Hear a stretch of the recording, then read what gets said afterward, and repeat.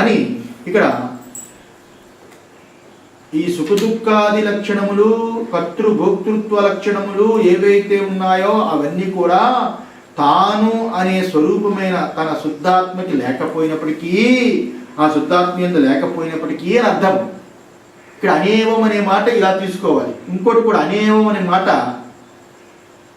పిపీలికాది బ్రహ్మ పర్యంతము, గట్టిపోచ బ్రహ్మ మొదలుకొని గట్టిపోచ వరకు అందరికీ కూడా కర్తృత్వ భోక్తృత్వాలు ఉన్నాయి, అందరికీ సుఖ దుఃఖాలు సమస్తము ఉన్నాయి. అందువల్ల ఎవరైతే నేను అనుకొని చేస్తున్నారో ఆ నేనుని ఇప్పుడు డిస్కషన్ చేస్తున్నాం. అంతేగాని ఈ ఉపాధిగతమైన నేను కాదు. యావత్ చరాచరం యొక్క సకల విశ్వం యొక్క తోచడానికి అందరికీ ఈ విశ్వం ఎవరైతే అందరికీ తోస్తున్నదని అనేక ఆత్మలుగా అనుకుంటున్నారో, నేనులుగా అనుకుంటున్నారో అన్ని నేనులు పెట్టుకుని డిస్కషన్ చేస్తున్నాం. అప్పుడే అన్ని నేనుడికి ఉన్న సారము, ఆ తత్వము తాను తెలియబడుతుంది. ఈ నేను యొక్క తానే కాదు, సకలము నేనుడి యొక్క తానే ఉన్నది అని ఈ రకంగా అలాగా లేని ఈ రకంగా తాను ఆ శుద్ధాత్మయందు, అలాంటి శుద్ధాత్మయందు కేవల ఆత్మయందు ఈ నేను అనే జీవుడు ఎవరైతే ఉన్నాడో ఆయన కల్పితమైన తరువాత సుఖము కలవాడుగా, దుఃఖము కలవాడుగా, నేను ఫలాలు అనుభవించేవాడుగా ఈ రకంగా నేను సుఖిని, నేను దుఃఖిని, నేను ఫలాత్మకుని అని అనిపించుకుంటున్నాడు అని అర్థం. అందువల్ల నేను చేస్తున్నాను అనే అభిమాన లక్షణంతో కూడుకున్న ఆ జీవుడన్నా నేనున్నా ఒకటే. నేను చేస్తున్నాననే అభిమానంతో కూడుకున్న ఆ జీవుడు ఆ శుద్ధాత్మైన తాను యందు కల్పించబడి ఉన్నాడు. ఏ రకంగా? రజ్జువు యందు సర్పము వలె అని చెప్పి అయిపోయింది. అయితే అనేన జీవేన ఆత్మనా అనుప్రవిశ్య నామరూపే వ్యాకరణాన్ని, చాందోగ్యోపనిషత్తు 6:3. అనేన జీవేన ఆత్మన అనుప్రవిశ్య నామరూపే వ్యాకరణాన్ని. ఈ జీవాత్మ రూపంలోనే అనుప్రవేశం చేసి ఈ జీవాత్మ రూపంలో ఈ తానుని ఆత్మ జీవాత్మ రూపంలో అనుప్రవేశం చేసి నామరూపాలని వ్యాకరణం చేస్తున్నాడు అని శృతి కూడా చెప్పింది. ఈ నామరూపాలనే ప్రపంచం వ్యాకరణం చేయడానికి ముందు ఎవరుండాలి? నేనుండాలి. అందువల్ల ఈ జీవరూపుడైన ఈ నేను ఏదైతే ఉన్నదో అదే ముందు అనుప్రవేశం చేసి ముందు పుట్టి ఇదంతా నామరూప వ్యాకరణం చేశాడు అని చాందోగ్యంలో 6:3 శృతి కూడా చెప్పబడింది. తతః తాదర్థ్యేన క్రియాకారక ఫలభేదేన ప్రాణాది నానావిధాన్ భావాన్ బాహ్యాన్ ఆధ్యాత్మికాంశ్చైవ కల్పయతి. తతః అందువలన అంటే తతః అంటే తరువాత, తాదర్థ్యేన క్రియాకారక ఫల భేదేన ఈ కల్పించే వాటి యందు ఏవైతే ఆ నేను కొరకు, ఆ జీవుడు కొరకు ఏవైతే క్రియాకారక ఫలభేదముల చేత నానా విధాలుగా పుట్టి భావాన్ నానా విధాలుగా ఈ భావం బాహ్యములైన భావాలన్నీ అన్నీ కూడా ఉన్నట్టుగా ఉండి అవన్నీ ఆధ్యాత్మికాంశైవ అలాగే లోపట బాహ్యమైన నానా విధాలుగా తోచుచున్న ఈ ప్రపంచం, ఆధ్యాత్మికము అంటే లోపట ఏవైతే ఉన్నాయో అవి. అంటే ఇక్కడ ప్రాణాది లోపట ఉన్న ప్రాణాదులు ఇత్యాదులు ఏవైతే ఉన్నాయో అవి నానా విధాలుగా, లోపట ఉన్న ప్రాణాదులు ఇత్యాదులు, బయట ఉన్న బాహ్య వస్తువులు ఏవైతే ఉన్నాయో నానా విధాలుగా ఇవన్నీ కూడా ఆ జీవుడనే వాడే, ఆ నేను అనేవాడే వికల్పిస్తున్నాడు. ఈ నేనే వికల్పిస్తున్నాడు. అన్ని వికల్పాలకి ఈ నేనే కారణమై ఉన్నది. అదేంటండి? ఆత్మదేవుడి కదా వికల్పిస్తున్నాడు. ఆత్మదేవుడి యొక్క యందు మొదటి వికల్పము ఈ జీవుడే, ఈ నేనే అని అది గుర్తుంచుకోవాలి. కారిక మారిపోయింది. ఏదంటే కారికలో మార్చారంటే అక్కడ ఆత్మదేవుడే సర్వ వికల్పానికి కారణం. ఇక్కడ కూడా అంతే. ఈ ఆత్మదేవుడని తాను ఎందే నేను మొదటి వికల్పమై ఉన్నది. అంటే వికల్పం మొట్టమొదటి ఎలా జరిగింది, తర్వాత ఈ ప్రపంచం ఎలా వచ్చింది చెప్పడానికి. తాను తన యందు నేను యందు ప్రపంచం. తాను ఉండాలి, తానే మేలుకున్నప్పుడు నేనవ్వాలి, నేనే ఈ ప్రపంచాన్ని చూడాలి అని అర్థం. మేలుకున్నప్పుడు తాననం కదా, మేలుకున్నప్పుడు నేను మేలుకున్నాను అంటాము. నేను మేలుకున్నాను అనుకోవడమే అక్కడ మొదటి వికల్పము అని అర్థం. నేను మేలుకున్నాను అనుకోవడమే మొదటి వికల్పం. మెలకువలో ఉన్న ప్రపంచం ఏదైతే ఉన్నదో అది నేను యొక్క వికల్పం అని. ఈ రకంగా ఇక్కడ ఇక్కడ విషయం ఏమిటంటే ఇక్కడ కాలకృత క్రమము చెప్పలేదు. ఇక్కడ కాలకృత క్రమము చెప్పలేదు. కాలము చేత నేను ఇవన్నీ కాలకృతంగా చెప్పలేదు.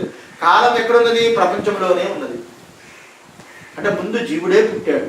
నేను అనే సంకల్పం, నేను అనేదే ముందు వికల్పమై ఉన్నది అని ఈ రకంగా. ఎందువల్లంటే జీవకల్పను ఆశ్రయించి ఇతరములైన దేశ కాలములతో పాటు ఇతరములైన అన్ని సమస్త జీవరాశులు తోచుచున్నవి.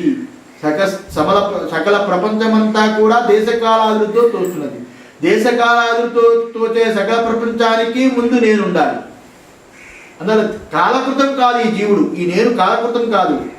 నేను మేలుకున్నాను అంటే అక్కడ మెలకువలో అక్కడ దేశము కాలము కృతము ఉన్నది. కానీ నేను మేలుకున్నాను అంటే అంతేగాని నేను అనే ఆ వికల్పం జరిగిన సమకాలంలో అది కాలకృతము కాదు.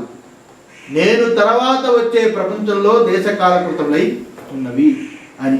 ఈ రకంగా తాడు అని తెలియనప్పుడు పాము అని అనుకుంటాం. తాడు అని తెలియనప్పుడు పాము అనుకుంటాం.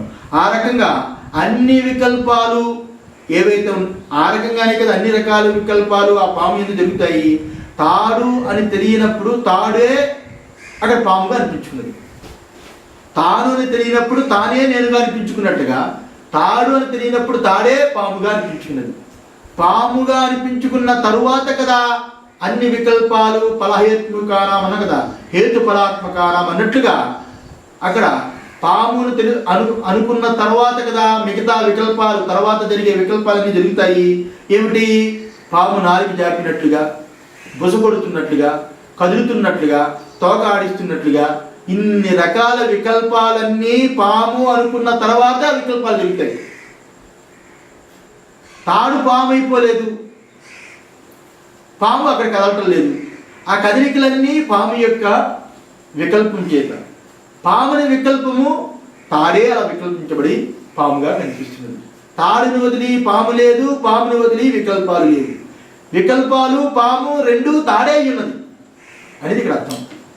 తాడే ఉన్నది. ఆ రకంగానే దేశ కాల నిమిత్తముతో కూడుకున్న క్రియాకారక ఫలభేదముతో కూడుకున్న సర్వము కూడా ఈ భేద ప్రపంచమంతా కూడా ఆ సమకాలంలో ఆ రకంగా ఈ వికల్పమంతా ఆ రకంగానే తాను యందు కలిగింది. ఆ సమకాలంలోనే అనే మాట ఎందుకు అంటున్నాము? తాను యందు నేను యందు ప్రపంచం అంటే తాను యందు నేను ఇలా వచ్చి, నేనులోంచి ప్రపంచం అలా వచ్చి, టైం గ్యాప్ లేదు. తానే నేను ప్రపంచము అన్నిటిగా మెలకువ ప్రపంచం తోస్తున్నది.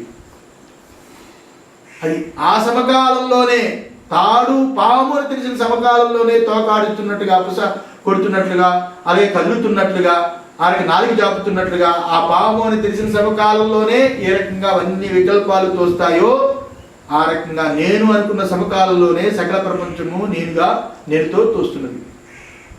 నేను తర్వాత ప్రపంచము కాదు, నేను సమకాలంలోనే ప్రపంచము అని ఈ రకంగా పైన వికల్పాలకి ఏదైతే సకల వికల్పాలకి ముందు ఏదైతే నేను ముందు జీవుడు పూర్వం జీవ అన్నాడు కదా, ఈ నేను ఏదైతే ఉన్నదో అందులో సకల వికల్పాలకి ముందు నేనుండాలి.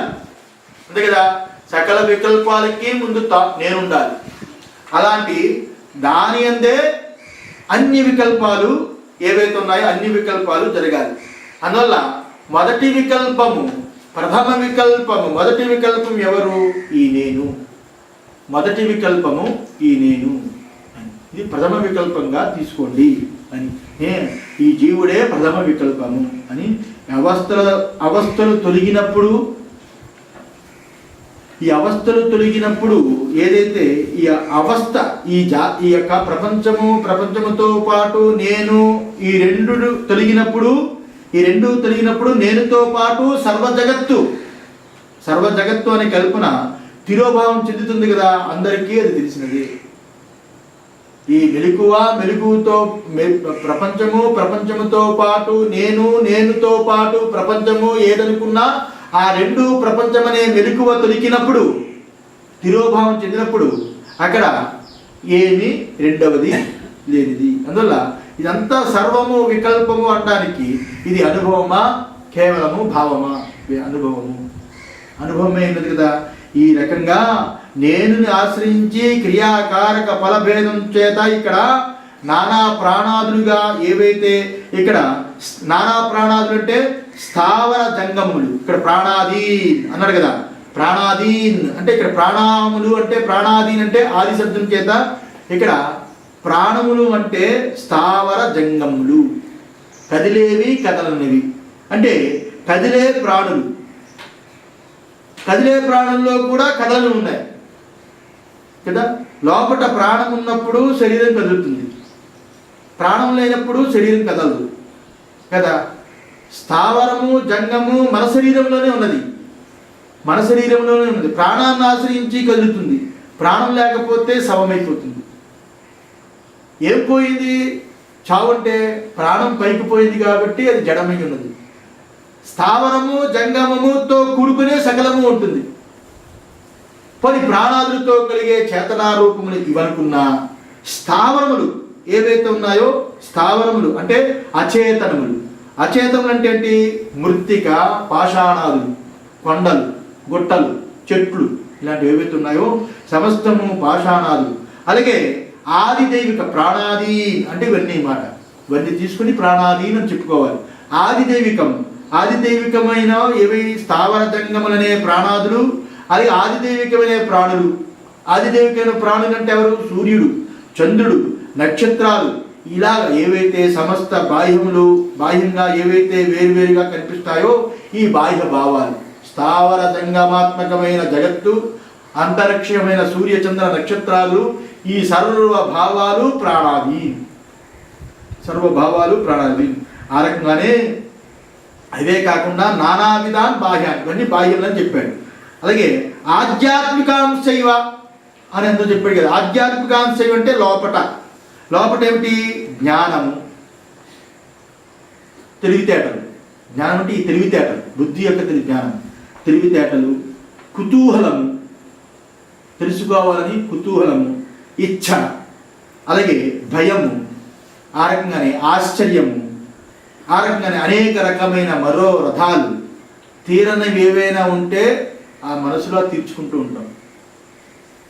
బయట తీర్చేంత సామర్థ్యం లేనప్పుడు మనసులో తీర్చుకుంటూ ఉంటాం మనోరథాలు. అలాంటివి ఏవైతే ఉన్నాయో అవన్నీ ఆధ్యాత్మిక భావాలు, ఆధ్యాత్మికమైన అవి లోపల భావాలు. ఇవన్నీ కూడా వేరువేరుగా ఆధ్యాత్మికాంశైవ, ఇవన్నీ కనిపిస్తూ ఉంటాయి అని అర్థం. తత్ర కల్పనాయాం కో హేతు ఇత్యుచ్యతే. అయితే ఇక్కడ ప్రశ్న తత్ర కల్పనాయాం కో హేతు, ఈ కల్పనలన్నీ చేయడానికి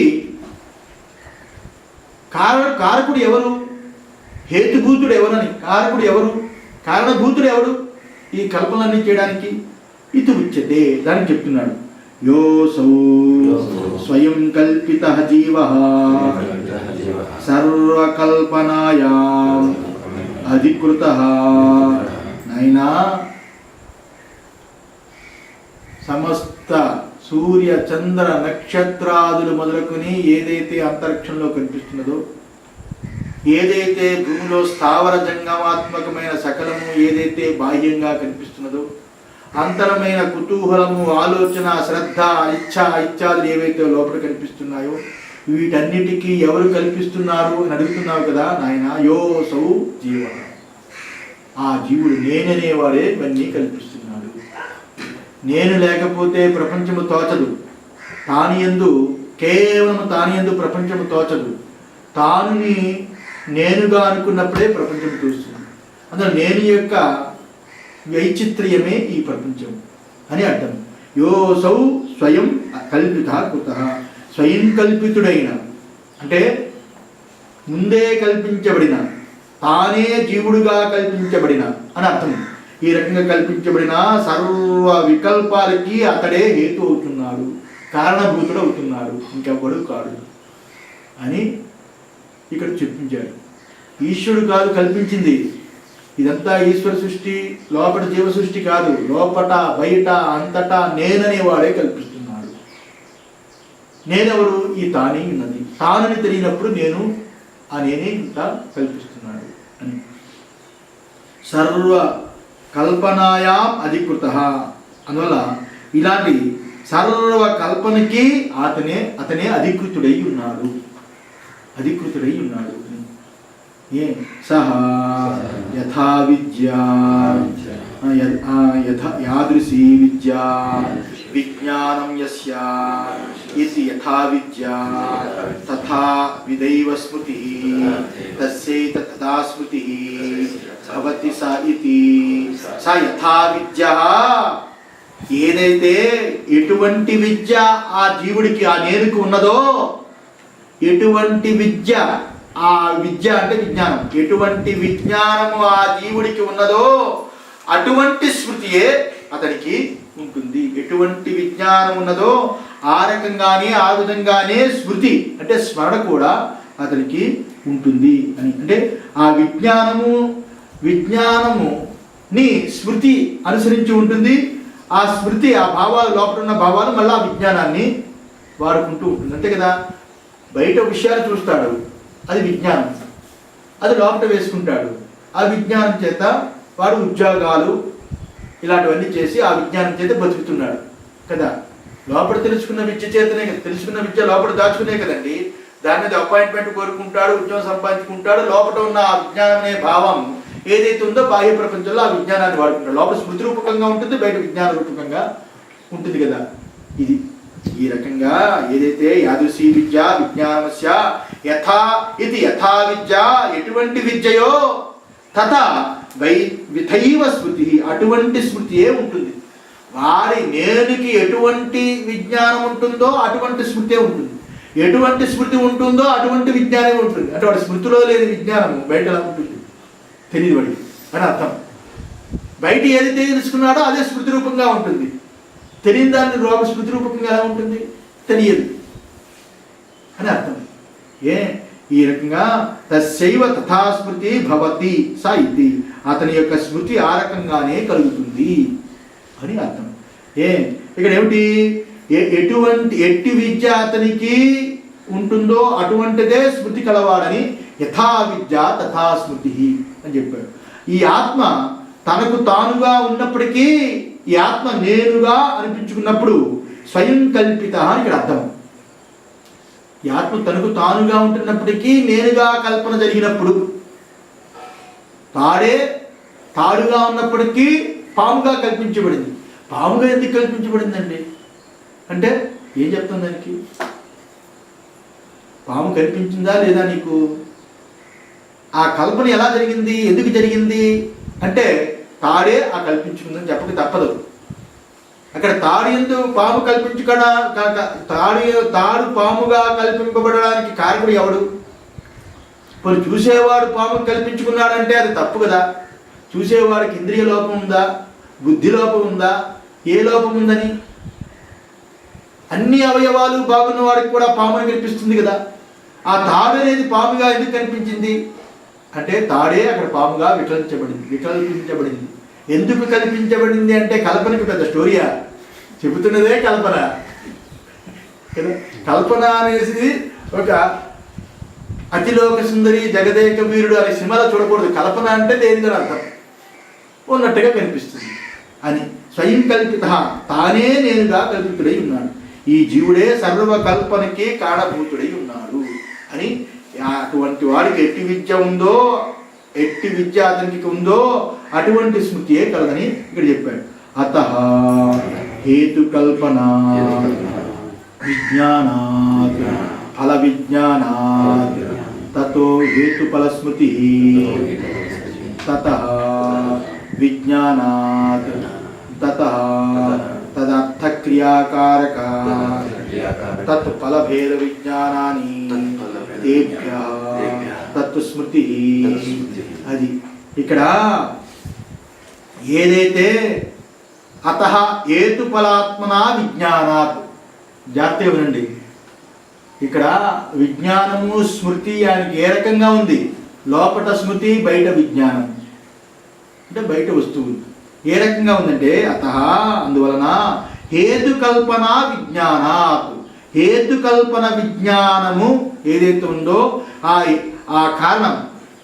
ఆ కారణం చేత నేను అనే దానిని పెట్టుకొని ఆ కారణం చేత ఏదైతే దాని యందు కల్పించబడిందో ఆ విజ్ఞానం వలన ఫల విజ్ఞానము, ఆ విజ్ఞానం చేత ఫలాన్ని పొందుతాం కదా. ఏ విజ్ఞానం అయితే ఉన్నదో ఆ విజ్ఞానాన్ని నమ్ముకుంటున్నాం కదా జీతరూపకంగా. జీతమే అక్కడ ఫలము. విజ్ఞానం లేకపోతే జీతం ఎలా దొరుకుతుంది?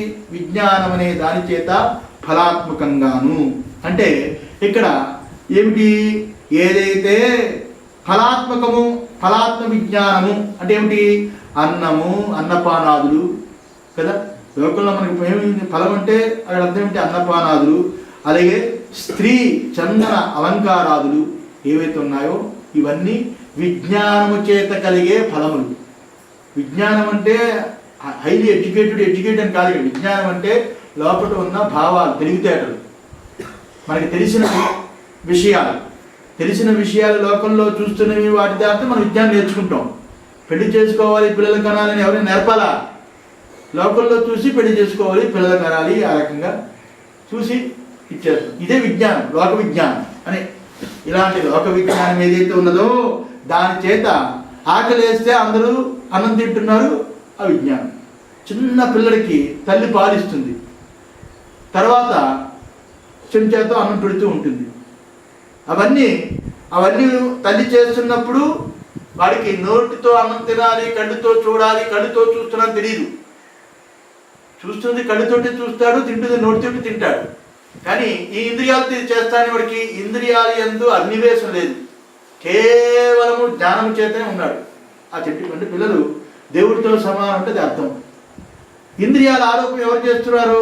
తల్లి చేస్తుంది. నాయనా నువ్వు చూస్తున్నావు కదా, ఆ కన్నేమిటి, ఆ కన్నెవరిది, ఆ కన్నేమిటి, ఏది కన్ను, ఇది కన్ను అని చెప్తుంది. వాడికి అంతవరకు చూస్తున్నాడు, జ్ఞానం చేత చూస్తున్నాడు. నీ కన్నేది, ఇది కన్ను అని కన్నును ఆరోపణ చేస్తుంది. నోరేది ఆరు అంటే ఇది నోరు అని నోట్లో పెడుతుంది. వాడు అంతవరకు జ్ఞానం చేతనే అన్ని పనులు చేస్తున్నాడు. కానీ ఇంద్రియాలు తల్లి ఆరోపణ చేస్తుంది. పదవ ఆరోపణ తల్లి ఇంద్రియాలు కదా. ఆ రకంగా లోకంలో జరుగుతున్న వాటిని లోకంలో విజ్ఞానం తెలుసుకొని ఆ లోకంలో ఆ రకంగా పిల్లల కనడం, పెళ్లి చేసుకోవడం, పెద్దవాడైతే ఇలా ఉండడం, అలా ఉండడం. లోకంలో ఏ రకంగా అన్నపానాదులు, స్త్రీ చందన అలంకారాలు ఏవైతే ఉన్నాయో ఇలాంటి ఉపయోగపడే హేతువు చేత మనకి ఫలము కలుగుతుంది. ఏ ఫలము? తృప్తి, ఆనందం, సంతోషం, తృప్తి, సంతోషమనే తృప్తి కలుగుతుంది, ఫలం కలుగుతుంది అని ఈ కల్పనకి విజ్ఞానమే ఉన్నది అనేది ఒకదానికి. ఫల విజ్ఞానాత్ తతో హేతుఫల స్మృతి. ఆ ఫల విజ్ఞానం వలన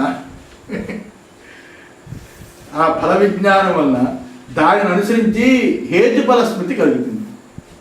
ఆ ఫల విజ్ఞానము వలన దానిని అనుసరించి హేతుఫల స్మృతి కూడా కలుగుతుంది. ఏమిటది అంటే దానిని చూసి, ఆ ఫల విజ్ఞానాన్ని చూసి లోకంలో ఆ ఫలం అందరూ పొందుతున్న ఆ సంతోషం, ఆ తృప్తి ఏదైతే ఉందో దాన్ని ఆ ఫల విజ్ఞానము అది చూసి దానికి కారణం ఈ స్మృతి ఏదైతే ఉందో ఆ స్మృతి దానికి కారణమైన ఆ ఫలానా ఇది చేస్తే ఈ రకమైన తృప్తి కలుగుతున్నది, ఈ రకమైన సంతోషం కలుగుతున్నదని ఈ రకంగా దాన్ని అనుభవించి మనసులో స్మృతి రూపకంగా పెట్టుకుంటాం.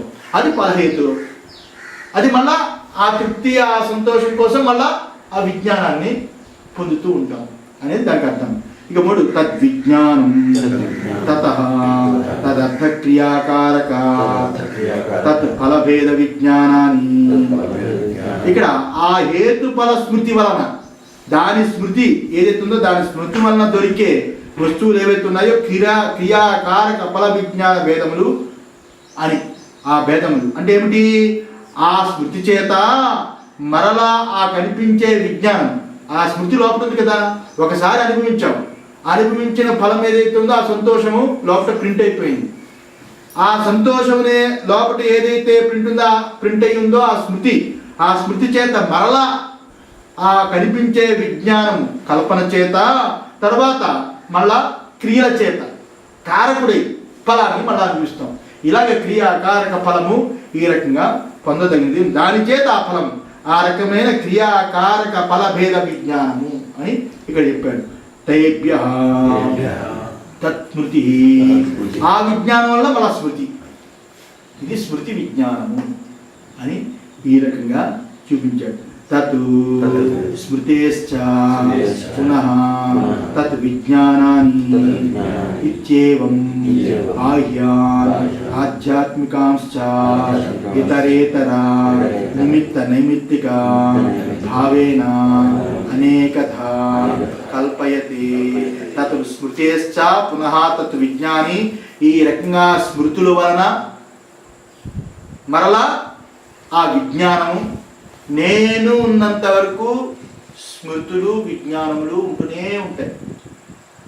అనేక జన్మల నుంచి అంటాం కదా సంస్కారం, అనేక జన్మల యొక్క స్మృతులే ఈ జన్మలో విజ్ఞానం.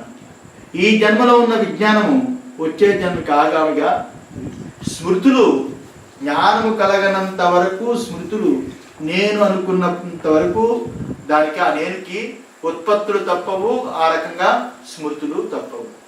వారికి ఏ స్మృతులు ఉంటాయో ఆ విజ్ఞానమే ఉంటుంది. నువ్వు ఏది కోపడకరా, ఏమి ఉండకరా, జాగ్రత్తగా ఉన్నట్టే స్మృతి వాడికి అలా ఉంది. నువ్వు హాయిగా ఉంటారా, తిని పడుకోరా అంటే వాడి స్మృతి ఆ రకంగా ఉంది. తాగకరా, తిరక్కరా, సినిమా కళ్ళకరా ఏమంటే వాడి స్మృతి తాగుడే ఉంది. ఏం చేస్తావు? మార్చలేదు. స్మృతులు బట్టి విజ్ఞానం వాడికి అదే తెలుసు. ఈ రకంగా ఏదైతే ఈ స్మృతి వలన మళ్ళా దాని విజ్ఞానం ఏ రకంగా ఈ రకంగా ఉంటుందో, ఇతరేతర ఒకదానికొకటి నిమిత్త నైమిత్తికములైన పదార్థములని అనేక విధాలుగా, నిమిత్త నైమిత్తిక పదార్థములన్నీ ఈ రకంగా అనేక రకాలుగా వికల్పిస్తున్నాడు అని ఈ రకంగా చెప్తూ, ఇక్కడ కారక ప్రయోగము చేత, ఇక్కడ కారక ప్రయోగం చేత క్రియారూపమైన విజ్ఞానము, కారకుడు క్రియారూపమైన, నేను కారకుడిని కర్తని అనుకొని క్రియారూపమైన విజ్ఞానము, దానిచే ఫలము, ఏది దానిచే ఫలము మళ్ళీ దానిచే పొందే విజ్ఞానము, తర్వాత ఆ విజ్ఞానం చేత, ఆ విజ్ఞానము ఏ రకంగా క్రియాకారక ఫల సంబంధమైన ఆ విజ్ఞానం చేత మళ్ళీ క్రియాకారక ఫల సంబంధమైన స్మృతి, ఆ పని చేస్తేనే ఆ వస్తువు దొరుకుతుంది అని స్మృతి, ఆ స్మృతి చేత మరలా దాని విజ్ఞానం. ఈ రకంగా ఏదైతే ఉందో ఈ విధంగా బాహ్యము ఆధ్యాత్మికము అని అర్థం. లోపట స్మృతి, బయట విజ్ఞానం అని ఏదైతే ఉందో అటువంటిది ఎట్టి విద్య అతనికి ఉందో, ఎటువంటి విద్య అతనికి ఉన్నదో, ఎటువంటి విద్య అతనికి ఉన్నదో అని, యథా విద్య తథా స్మృతి, ఎటువంటి విద్య అతనికి ఏ రకంగా ఈ బాహ్యము ఆధ్యాత్మికము అని ఎటువంటి విద్య అతనికి ఆ నేనుకి, ఆ జీవుడికి ఉందో అటువంటి స్మృతిలే కావాడు. యథా విద్య తథా స్మృతి అని దీనికి అర్థం అని చెప్పి ఈ రకంగా ఇతరేతరం అంటే ఒకదానికి ఒకటి, ఇతరేతరం అంటే ఒకదానికి ఒకటి, లేకపోతే పరస్పరము ఈ రకంగా నిమిత్త నైమిత్తిక భావముల చేత అంటే కారణ కార్య భావముల చేత అని అర్థం. నిమిత్త నైమిత్తిక భావముల చేత అనేకంగా కల్పించుకునిచున్నాడు అని ఈ రకంగా చెప్తూ, ఏవం ధర్మాన్ పృథక్ పశ్యం స్థానేవాను విధావతి అని కఠోపనిషత్తులో 2:1:14 చెప్పబడింది. ఏవం ధర్మాన్ పృథక్ పశ్యం. అద్భుతం, ఇది రాసుకో నువ్వు. స్థానేవాను విధావతి అంటే ఏవం ధర్మాన్, ఆ రకంగానే ధర్మాన్ అంటే ధర్ములు రే, ఆ రకంగానే ధర్మాన్ అంటే ధర్ములు, ధర్ములు అంటే ఆత్మలు. అనేక ఆత్మలుగా, అనేక నేనులుగా, అనేక ఆత్మలుగా, ఉపాధులతో కూడుకున్న అనేక ఆత్మలుగా ఎవరైతే వేరువేరుగా చూస్తాడో, అలాంటి వాడు ఎవరైతే ఉన్నాడో ఆ శరీరాన్ని అనుసరించి అనేక ఆత్మలుగా, ధర్ములు అంటే ఆత్మలు, అనేక ఆత్మలుగా ఎవరైతే వేరువేరుగా ఈ శరీరాన్ని అనుసరించి చూస్తారో వాడు విధావతి, వాడు పరిగెడుతున్నాడు, వాడు పరిగెడుతున్నాడు, ఈ ప్రపంచంలో చరిస్తున్నాడు, పరిగెడుతున్నాడు, గెంతుతున్నాడు, వాడు చేస్తున్నాడు. అనేక ఆత్మలుగా చూసేవాడిని కఠోపనిషత్తులో చెప్పబడింది.